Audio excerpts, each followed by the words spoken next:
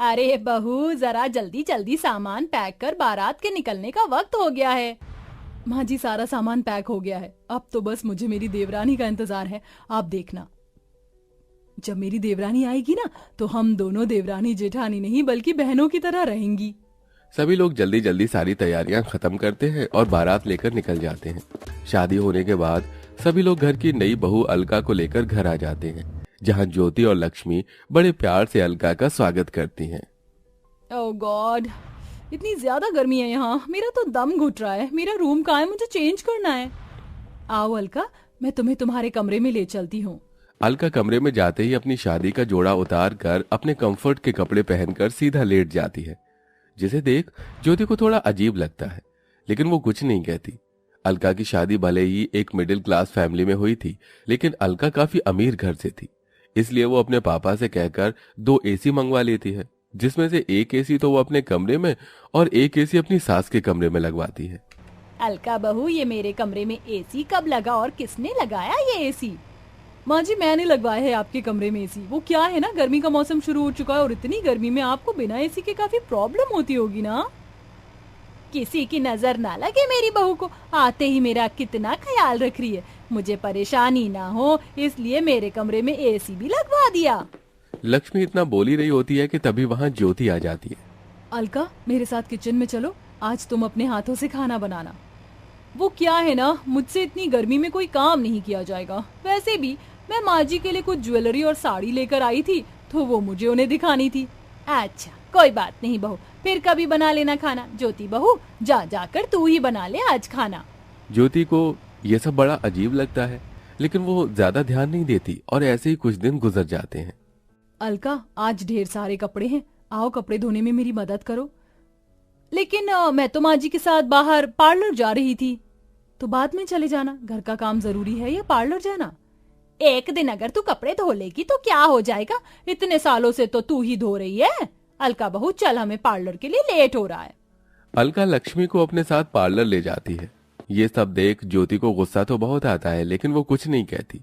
ज्योति हमेशा यही सोचती थी, जब उसकी देवरानी आएगी तो वो दोनों मिलकर जिम्मेदारी को संभालेंगे, घर के सारे काम करेंगे।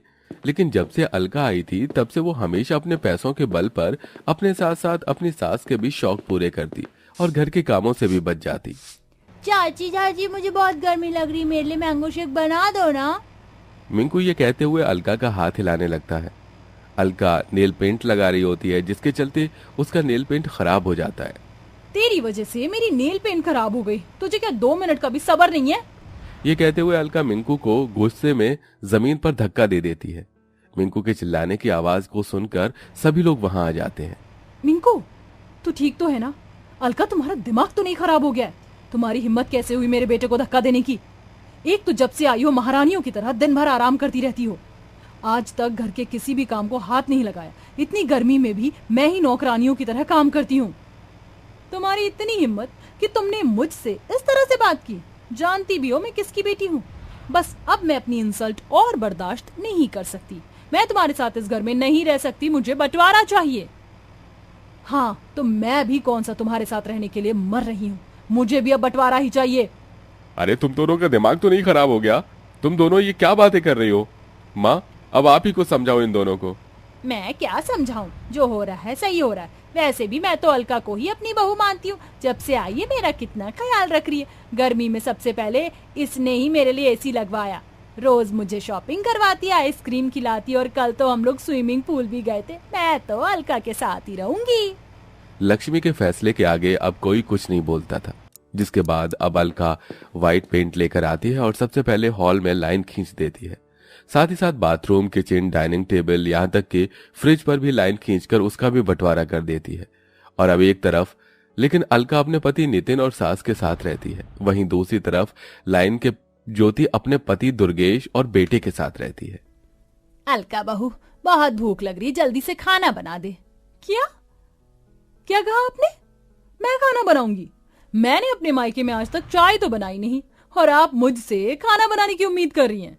ज्यादा भूख लग रही है तो खुद जाकर बना लीजिए। अपनी बहू की बात सुन बेचारी लक्ष्मी खुद गर्मी में आकर किचन में खाना बनाने लगती है। वहीं लाइन की दूसरी तरफ ज्योति भी खाना बना रही थी। कैसी निकम्मी बहू है मेरी, इसे दिखाई नहीं दे रहा है कि इसकी बूढ़ी सास इतनी गर्मी में भी खाना बना रही है। ये नहीं आकर कुछ मदद कर दे। लक्ष्मी मन ही मन ज्योति को कोसने लगती है और खाना बनाकर वहां से चली जाती है। और ऐसे ही कुछ दिन गुजर जाते हैं। लक्ष्मी देखती है कि ज्योति लाइन के उस तरफ अच्छे से झाड़ू पोछा करके साफ सफाई कर रही है। लाइन के इस तरफ वाला घर किसी हीरे की तरह चमक रहा है, वहीं उसके वाला घर किसी कूड़ेदान की तरह लग रहा था। अलका बहू उठ जा, पूरे घर की सफाई कर दे, पूरे घर में कचरा फैला हुआ है। तू बहू है इस घर की, ये सब तेरा काम है। माँ जी, तो आप भी इस घर की बहू ही हैं। उठिए और जाकर साफ सफाई करिए। इतनी गर्मी में मैं तो इस एसी के सामने से नहीं हिलने वाली। अलका की बात सुन बेचारी लक्ष्मी खुद ही उठकर घर की सफाई करने लगती है। मेरी कमर, इस कमर दर्द और गर्मी ने तो परेशान करके रख दिया। कहाँ फंस गई मैं। अलका खुद पूरा दिन गर्मी में एसी के सामने आराम करती रहती है, वहीं वो अपनी सास लक्ष्मी से नौकरानी की तरह घर के काम करवाती है। हमारे कमरे में कितनी ज्यादा गर्मी है ना, पता है चाचा चाची के कमरे में बड़ा वाला एसी लगा हुआ है, उसमें से बहुत ठंडी ठंडी हवा आती है। माँ, हम एसी कब लगाएंगे? हम तुम्हारे चाचा चाची की तरह अमीर नहीं हैं। तुम्हारे चाचा मल्टीनेशनल कंपनी में काम करते हैं और तुम्हारे पापा मामूली कूलर की दुकान में, समझे? अपनी माँ को इतने गुस्से में देख मिंकू बाहर आ जाता है और देखता है कि लाइन के दूसरी तरफ से बहुत ठंडी ठंडी हवा आ रही है। मिंकू गर्मी को बर्दाश्त नहीं कर पाता और सीधा बंटवारे की लाइन को पार करके अलका के कमरे में पहुंच जाता है। तभी अलका मिंकू को देख लेती है। तेरी हिम्मत कैसे हुई मेरे कमरे में आने की? लास्ट टाइम की मार भूल गया है क्या? भाग यहाँ से। अलका की डांट सुन मिंकू भागते हुए अपने कमरे में आ जाता है। वहीं अब बूढ़ी उम्र में इतनी मेहनत करते करते लक्ष्मी की तबीयत काफी खराब हो गई थी। कोई मेरी मदद करो, हाय मेरी कमर। माँ जी, नहीं, मैं बंटवारे की उस लाइन की तरफ नहीं जा सकती। माँ जी, मुझे माफ कर दीजिएगा, मैं मजबूर हूँ। ज्योति चाहते हुए भी लक्ष्मी की मदद नहीं कर पा रही थी। वहीं थोड़ी देर में नितिन आ जाता है और अपनी माँ को जमीन पर गिरा देख उसे जल्दी से कमरे में ले जाता है। जिसके बाद वो अलका के कमरे में जाता है और देखता है कि अलका एसी की ठंडी हवा में फोन चला रही है। ये सब देख नितिन को बहुत गुस्सा आता है और वो ज्योति से फोन छीनकर उसे जमीन पर फेंक देता है। मेरी माँ दर्द से तड़प रही है और तुम हो कि यहाँ फोन चला रही हो। अगर अब से तुमने घर के काम नहीं किए तो जिस तरह से तुम्हारा आज फोन तोड़ा है, अगली बार तुम्हारा मुंह तोड़ दूंगा, समझी? नितिन को इतने गुस्से में देख अलका काफी डर जाती है और अब अलका घर के काम में लग जाती है। ये रोटी है या इंडोनेशिया का मैप? गोल बिल ही नहीं रही है।